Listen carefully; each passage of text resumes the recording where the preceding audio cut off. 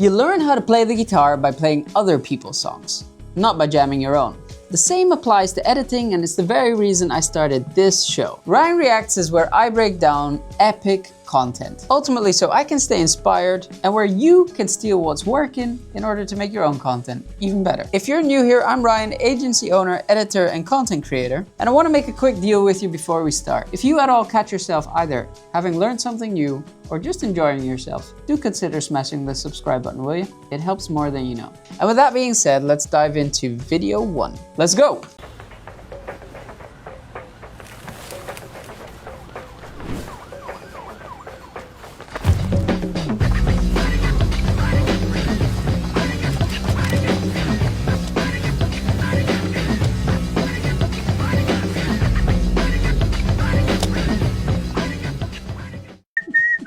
Okay, short video, but effective. The main reason it works is because of the hook. And funny enough, I personally would have done something slightly different if I would have made this video. And that is have the guy currently sitting down with a newspaper walk in with the suitcase. I feel like as fantastic as this hook is, clearly I'm breaking down what's going on here. I felt like it was maybe slightly unclear that that was his briefcase to begin with. So I would have added that additional shot. Other than that, this is a fantastic video. Anyway.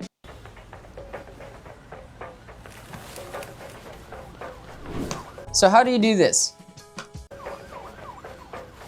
Actually, it's pretty simple. This is called motion tracking. And in order to do that, there is a variety of different ways. You can do it in After Effects and Runway. They have specific tools for it called motion tracking, in which you can just track a subject and it will place keyframes for you. But just in case you hate After Effects like I do, or if you don't want to pay for Runway, here's a way that you can do it in Premiere or DaVinci or whatever video editing tools that you use. So what you need is to set guides on the briefcase, right? Let's imagine you set a guide like this to symbolize the outside of the briefcase. So you set guides like this, and then what you want to do is, as the video progresses, you want to place keyframes in which basically realigns your suitcase within the guides as the video progresses. This way you're going to keep the suitcase in the middle all the while the rest is moving. It creates the same motion tracking effect without needing to dive into After Effects or without needing to dive into Runway.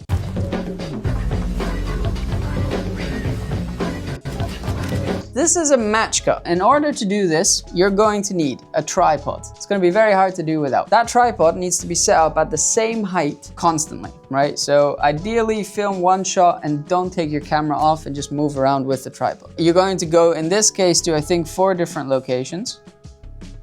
1, 2, 3, 4. And you want the person to basically film the same movement. So in this case, he's obviously running from left to right. You want the person to continue running from left to right on these different backgrounds. In post, you're gonna line them up to the best of your ability, matching the movement of where you kind of are in the frame. So we start in one area and then we kind of match cut into the new shot at a new place, and then we match cut into a new shot at a new place. And if you want to get this really tight, I recommend lining the layers up by putting your opacity on the top layer to about like 50% so you can see the outline of your figure in this case.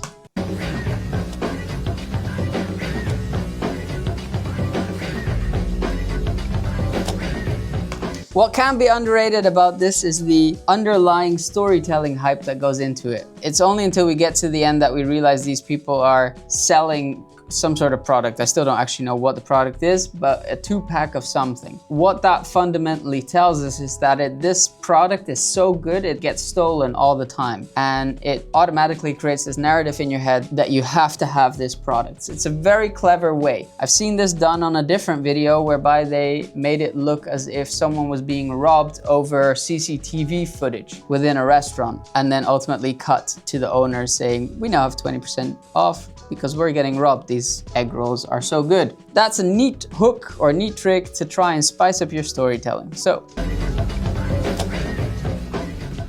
that wasn't very long. There were a few neat tricks in there that I really appreciated. So moving on to the next one. Now, my French is atrocious, but the visual effects done in this video doesn't really matter whether or not I speak French because I understand how to make most of them anyway. So enjoy. Alors, la prochaine destination, c'est le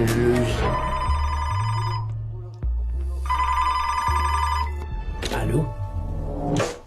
Avoir une boîte de prod, c'est souvent recevoir des appels qui mènent à rien. Pas le budget. Last minute.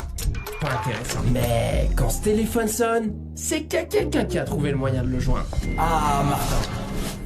Content de t'avoir au téléphone. Écoute, on est en pleine croissance et on a besoin d'un vrai tournant dans notre image de marque. Je vais être direct, c'est toi qu'il nous faut pour réaliser notre prochaine campagne.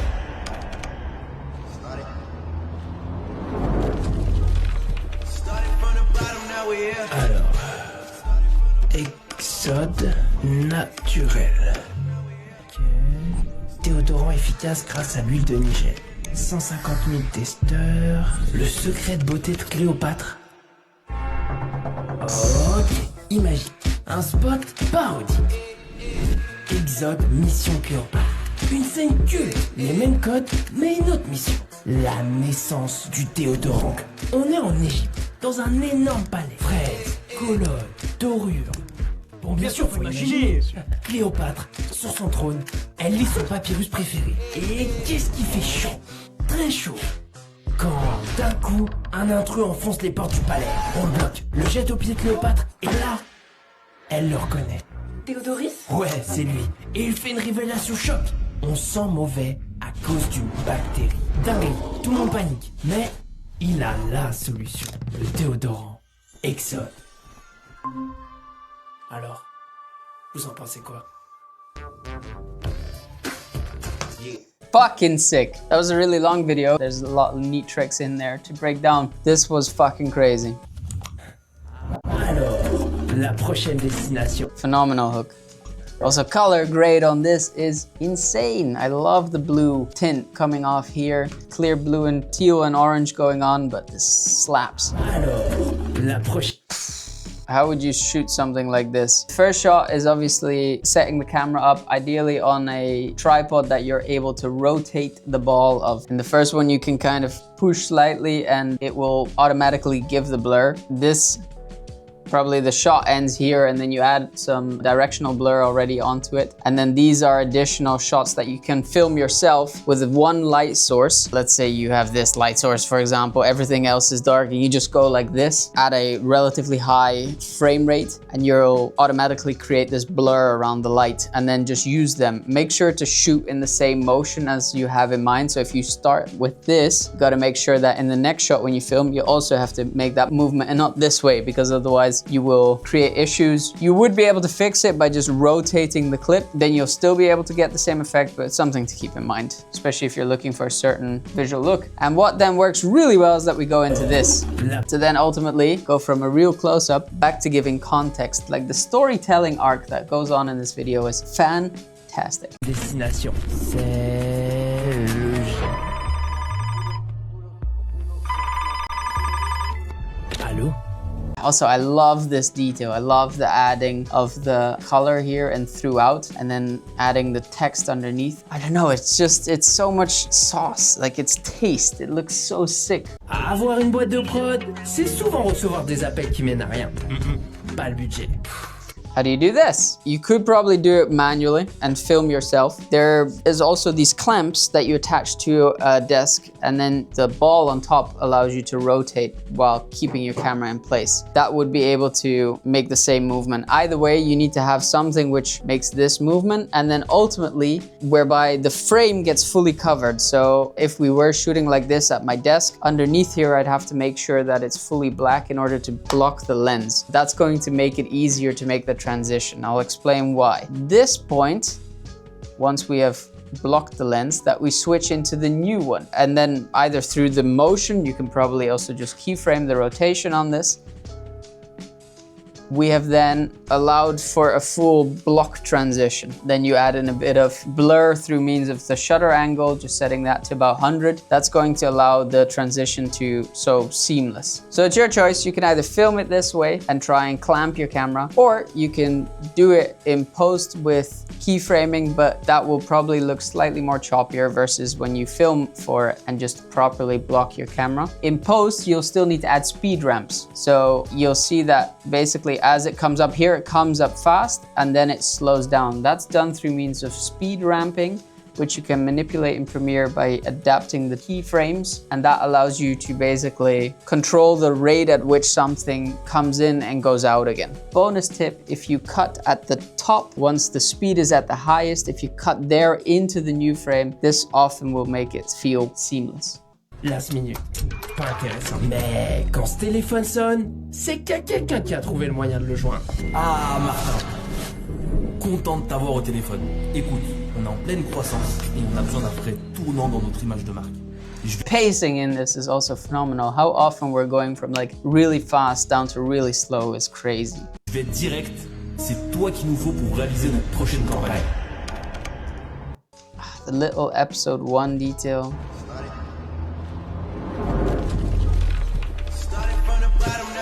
Alors, Exode.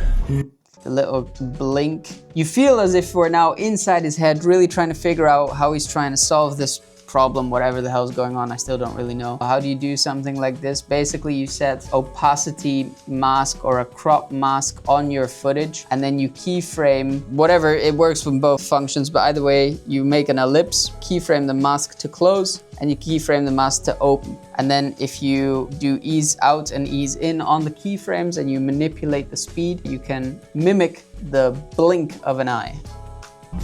And also, as you'll see here, slightly feather the outline of the mask so that it's not a hard cut, but rather kind of fades over into one another, if that makes sense. Naturel.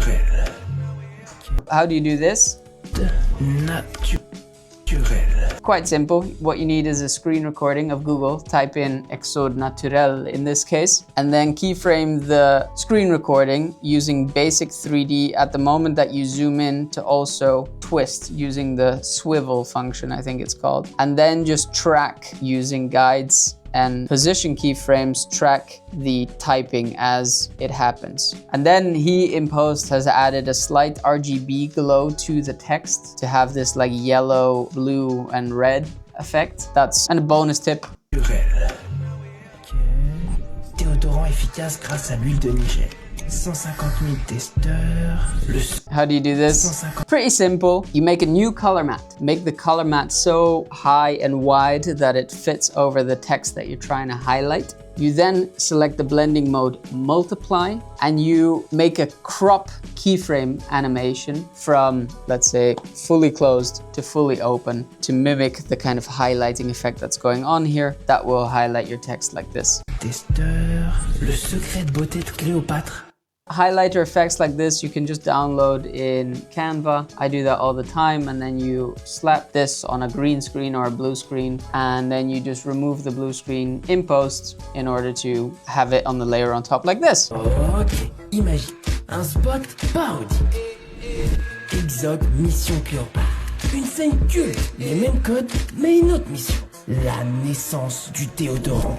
On est en Égypte. In order to do this well is quite tricky. First of all, you need 3 different screens. Curve the corners of them through means of the roughen edges preset. And then you need to transition between them. You can do all of this manually in Premiere. It just takes a little while. In the 3 layers, you obviously have 2 backgrounds. These 2 backgrounds, as you see, are tilted. You can tilt these by using basic 3D or swiveled to create this depth. And then you have 1 flat. And then what you do is just basically, as it rotates, you change between which is at the back and which is at the front. So depending upon that, you'll need to have a layer on top again, and you'll need to have the 2 layers on the back, and then you just keyframe the position changes on both the basic 3D and the position of the camera in this case. And you will also need to animate those keyframes so that the speed of them comes in quick and then fades out slightly too, so that it doesn't create a super static cut. How would you go about creating this? Basically, when you're filming, you'll need 1 blank shot, then you'll need a new shot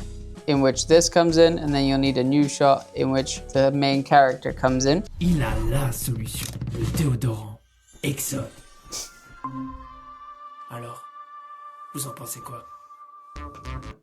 Oh, this was so good, man. I fucking loved this video. I didn't understand a single word of it, of course, but it slapped so many cool effects in there. It was crazy. And that leads us to hooks of the week. Here are 3 hook ideas that you can try and copy in your next video. Let's go. Hook 1.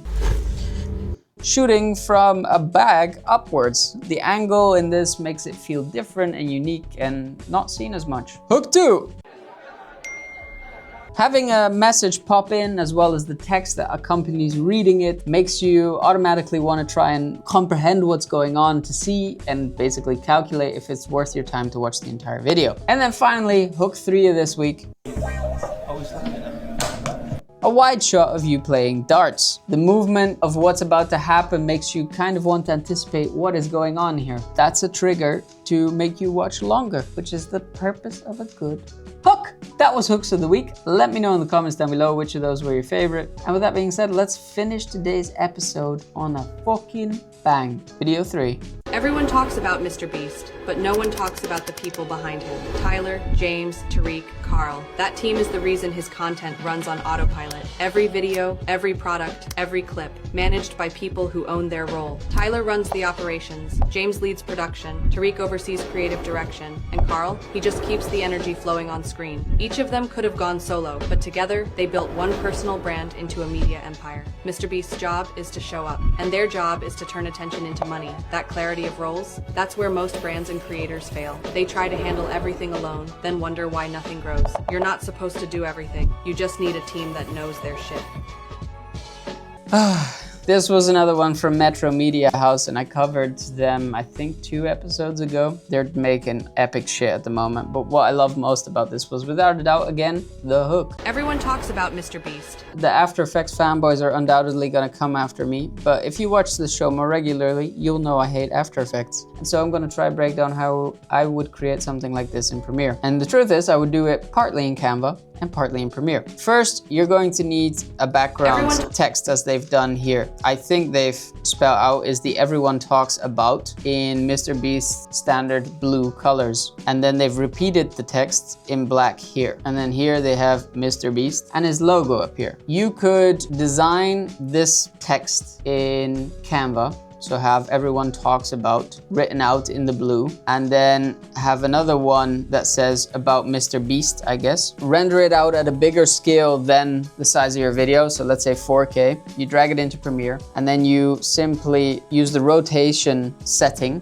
within the transform button, keyframe that rotation using a speed ramp. You then at the highest point of the speed ramp, cut into this new slide that says Mr. Beast, as here. This is the background now sorted. Then you want to do more or less the same kind of movement with text layer, which is the normal everyone talks about. In the same way, at the highest point of the speed ramp, you cut in to, in this case, the icon of Mr. Beast with his logo, which I personally would also create in Canva. Since I hate After Effects, I do a lot of my designing in Canva, drag it into Premiere, and then do the animation or the keyframing of it. I find After Effects too confusing and overwhelming. I probably should just take a course, but I don't want to because I enjoy the way I work. But no one talks about the people behind him. How would you do tiny details like this? You add in a zoom out and a fade out on the background layer. Then you add in all of the pictures of his team in this case. Behind him. As far as the transition goes, it is just the same layer inverted. So there is a setting within Premiere in Effects, and you search invert. You can just slap that on there, and what it will do is automatically change all of the colors to the direct opposite of it. Tyler, James, Tariq, Carl. That team is the reason his content runs on autopilot.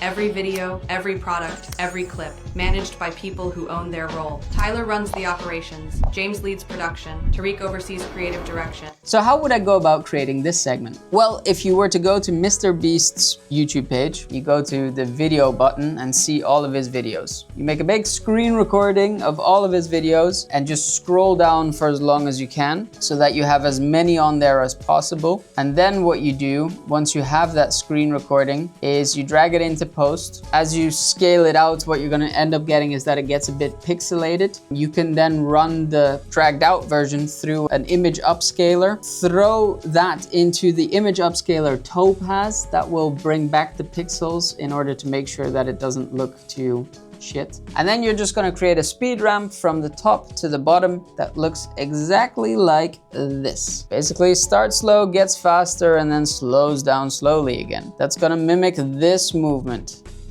And then at some point you'll need to zoom in and show Carl. Movement of this is fantastic. Something that shouldn't be underestimated is, since we're currently already moving like this, we're kind of continuing that movement by moving, in this case, Carl's image and the text of Carl upwards before we move in a new direction. It makes it feel smooth rather than choppy. He just keeps the energy flowing on screen. Each of them could have gone solo, but together they built. And notice how every time they want to make hard transition, they throw back in their signature color glitch, if you like. By doing that, they make the entire video feel as a whole because they're constantly bringing back the same effects. It's also what's at this point would consider synonymous with the content that they make. So now if I see someone else do this, I'll first think it's Metro Media House before I think that it's someone else's content. Together, they built. I suppose that is kind of an underlying tip when you're creating, is ideally what you want to get to is a point whereby people see something and automatically think it's your content. And so if you're constantly stealing other people's work and never trying to figure out your own style,